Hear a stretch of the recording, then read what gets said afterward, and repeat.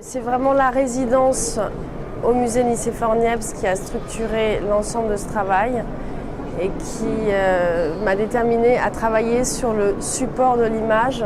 J'ai découvert donc à travers le musée et l'histoire de la photographie, l'utilisation de toute une multitude de supports depuis l'origine de la photographie. Donc j'ai souhaité altérer le support photographique, le briser à certains endroits et travailler sur le matériau photographique.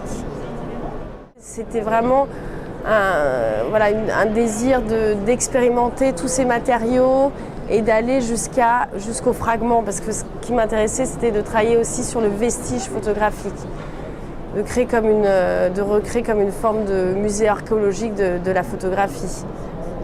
C'est-à-dire que de partir d'un musée où on est dans la conservation, pour recréer, ça semble un peu prétentieux, je n'ai pas voulu recréer un musée, mais réfléchir à la conservation de l'image, la détérioration, et ce qui est vraiment,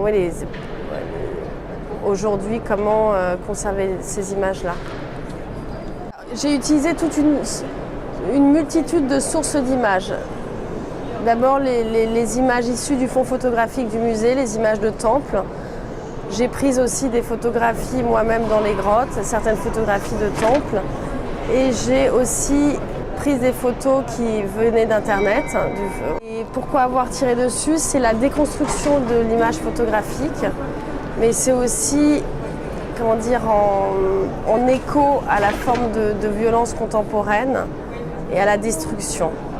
Ces deux images sont issues du fond du musée que j'ai contrecollées sur aluminium. J'ai fait les entailles déjà à l'intérieur de l'image une première fois, que j'ai scanné et ensuite réimprimé. Donc il y a une sorte de mise en abîme entre ce qui est à l'intérieur de l'image et ce qui est en surface. C'est aussi ce sur quoi j'ai déjà commencé à travailler, c'est-à-dire l'aspect sculptural de l'image.